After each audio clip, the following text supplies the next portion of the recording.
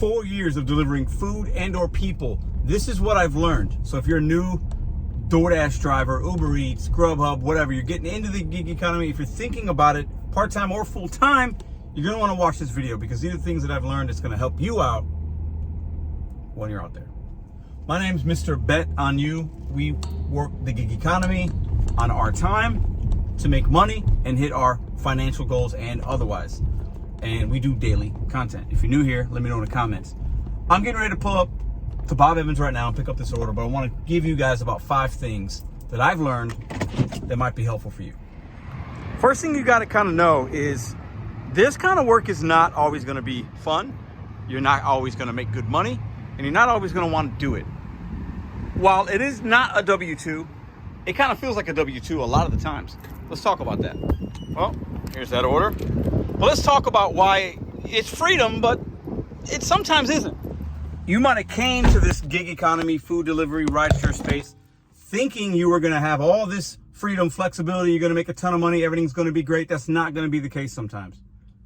You're going to have to practice patience. You're going to have to understand it's a roller coaster, ups and downs, ebbs and flows. It's very fluid. You're going to have to know that. This kind of work isn't for everybody. And you're not as free as you think. Now, don't get me wrong, there can be freedom and flexibility in it, but you still have to schedule, whether it's through the app or you're working around a consumer schedule based on peak times in your marketplace. So it is like a job in a lot of ways. So just know that going in. And it's going to be more similar to a W-2 than you really realize. So if you're coming from the W-2 and thinking that this is going to be better, the grass will not always be greener. That's just the honest part. Now, there are a lot of benefits to it. Let's get into that.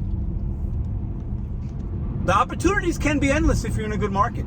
These apps, if you got a couple of them, you can work a lot of hours, make a lot of money, trade time for money in a really cool way sometimes, because with a W-2 or traditional work, unless they're paying overtime, you're getting a salary and you're getting this and whatever. You make your own way with this kind of work if you're in a good market. Another thing to be mindful of, especially if you're going to come into this and do significant hours, you're going to make some money and trade time, but you're going to beat up your car.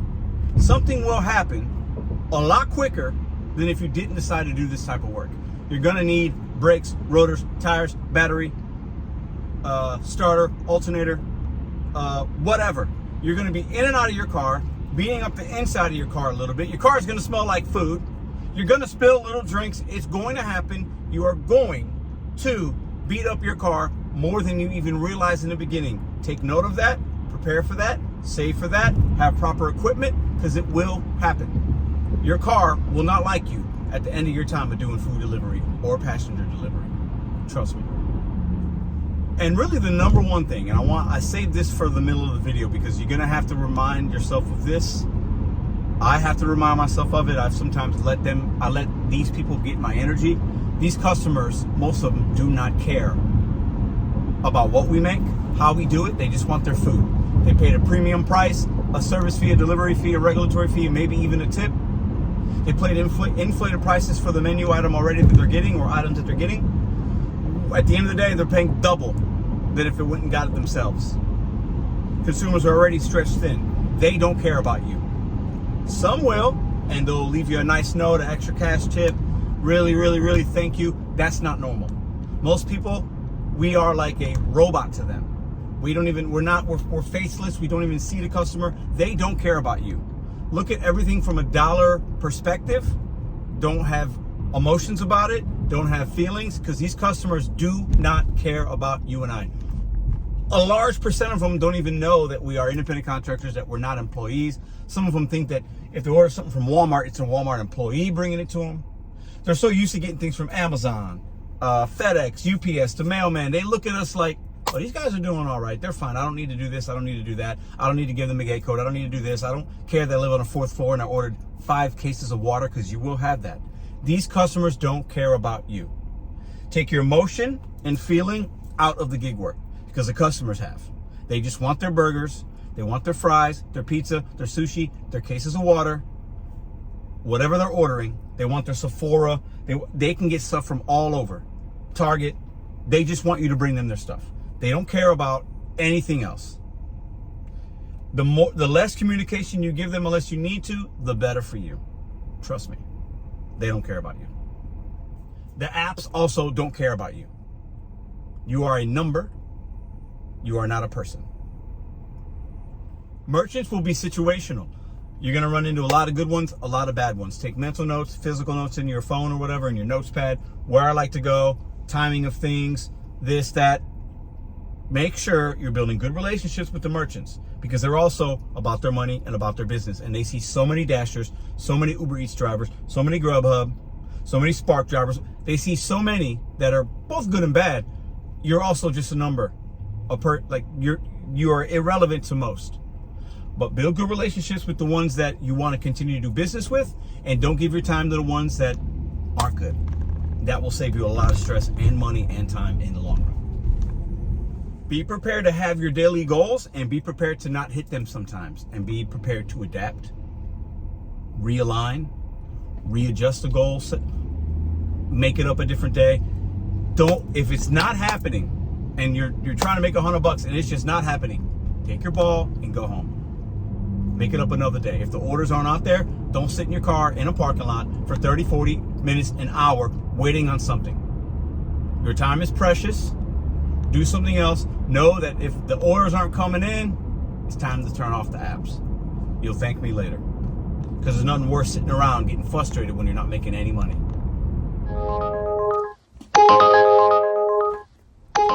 Have an idea how long you want to do this kind of work. Meet those goals. Maybe it takes you less time, more time, and then exit.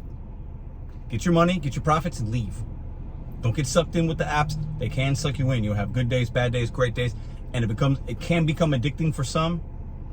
Make sure you have a plan, attack the plan, and get your money and run. Don't stay doing this work too long. The longer you do it, for the most of you, you're going to actually cost yourself money, and it's not worth it long term. Short term, limited time, part-time, best way to do this kind of work. Let me add this in there. Try to have some fun while you're doing it. It's just food delivery. You're picking up McDonald's for a living. You're not curing cancer. You're not saving the world. You're delivering McDonald's, McNuggets. It's not that serious. Try to have some fun. And one really important thing, don't take anything that's not worth your time. Even if you get thirsty, you get desperate, you get vulnerable, you're like, oh, well, this is this and this and that. If it doesn't feel right, if the pay doesn't seem right, do not accept it. And if something seems off, decline it, unassign it, whatever app you're using. Don't take orders or do things you don't want to do. You will save a lot of stress, and you will not have these gray hairs like your boy has. Trust me. And last but not least, have more than one app. Learn those apps, and then you'll learn which one you want to have on during times of the day that are profitable for you. Give the app time that's paying you the best. And when you start to see trends on apps and you're seeing you don't like certain things, don't give them as much of your time. As an independent contractor, there's a lot of different apps out there. Look them up, sign up for them, and work the ones that work the best for you in your market. Bonus, and be safe. Don't go in areas that are bad, regardless of how much it's paying you. Try not to stay out late in areas you're unfamiliar with, unless you're a nighttime driver, and then you know your areas. But don't take and deliver things if something doesn't seem right. If a customer's address isn't right, they're trying to change it, they're trying to do this, trying to do that, always call support. Always call a partner of yours, a friend, or whatever, your mom, your dad, your husband, your aunt, your uncle, your kids. Let them know where you're at. Be safe. And if something don't seem right, don't deliver it. Be safe. You always got to make sure you get home. Any kind of order for McDonald's or whatever you're delivering, regardless of the pay, it is not worth your safety. Remember that. To all the OGs, what would you give advice to a new driver? What have you learned? I've been doing it only 4 years. These are just some little tidbits here and there to help some newbies out. But if you're somebody that's been doing this for a while, let us know in the comments, what are some of the things that you wish you knew if you were in a parking lot and say, hey man, you've been doing DoorDash and Uber Eats? Hey man, help me out. I just started yesterday. What would you tell them? What did we miss? Because at the end of the day, this work is very easy and it can be frustrating. And the pay year over year is getting lower and these offers are getting wild. That's why you got to get in and get out as soon as you can, because these apps will suck the life out of you if you let them. I'm Mr. BetonYou. Appreciate you watching this video. Consider subscribing, leave a comment. I'll see you tomorrow.